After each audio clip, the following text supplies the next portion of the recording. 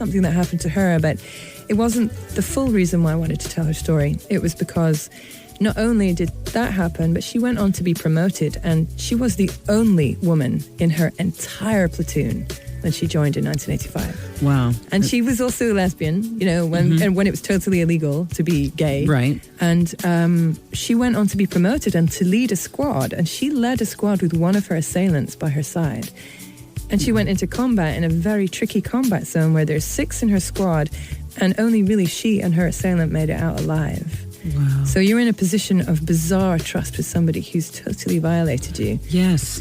So it takes a very particular person Right. to survive and heal and reconcile with what those experiences have given you. And that was one of the reasons why I wanted to write her story, because it was incredible what she'd survived. Right. And there's a lot more to the tale than that, but those are sort of the bare bones of it. And actually bringing light to who the real heroes are, those survivors. What do you hope audiences will take away from this play?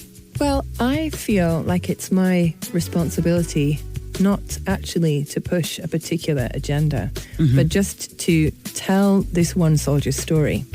It's not a polemic for or against war, but it's certainly getting the interest of people who want to end sexual violence, full stop, in conflict or otherwise. The very base thing that I would like her story to be heard. She was also part of Rwanda. She went in there as a peacekeeping force in Rwanda. She also helped with the Berlin Wall, you know, phenomenal sort of things. And I know this is so interesting to me, but she said, I'd sign up again tomorrow if I could. What? Can you believe that? Wow. I guess that goes back to the theme of your play of, how do you truly forgive? What is forgiveness? How do you do that? And also that she sees her training as a very, very necessary background to keeping peace and stability somewhere. It's not, you're not being trained to kill because you want to. It's because this is the state of the world. And if we didn't have that, then all chaos would break loose. That's the theory, anyway.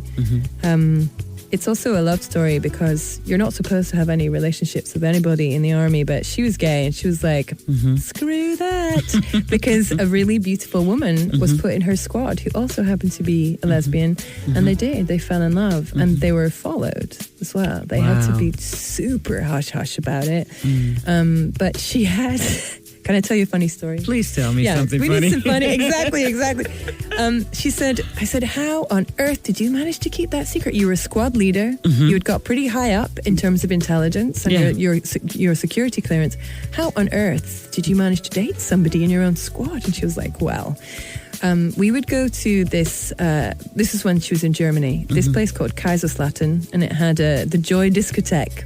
She would go in the car and her girlfriend would go on the train, and they would meet there, they would dance and have a wonderful time, and then they'd come back to their roles, but there'd be definitely tension underneath, and that's something that I like to play with for comic effect in the play. But so they're tailed. They realize that they're getting tailed and they have to totally put a kibosh on their relationship for a while.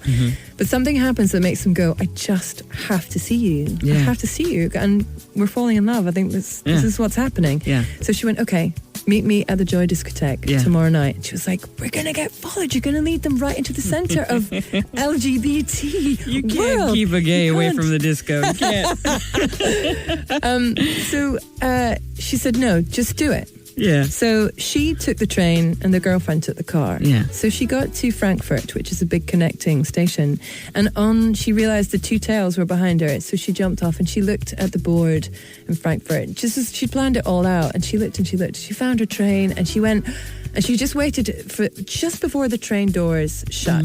She jumped on and she jumped off when she saw they had followed her on. Wow. And then she waved them goodbye with her middle finger because that train was an all-day express all the way to Milan with no stops. And she was like, all right.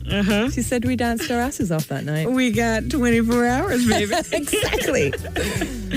Oh, man, what an amazing person and an amazing story. How far are you along on the... how can we see the play? I want to come see it. Well, we're still sort of chundering along in development, which covers a multitude of things. Multitude. But But I know it's being put up for the Global Summit to End Sexual Violence and Conflict, which is organised by none other than Angelina Jolie and the UK Foreign Secretary, William Hague. That's in June, but I won't know if it's been chosen.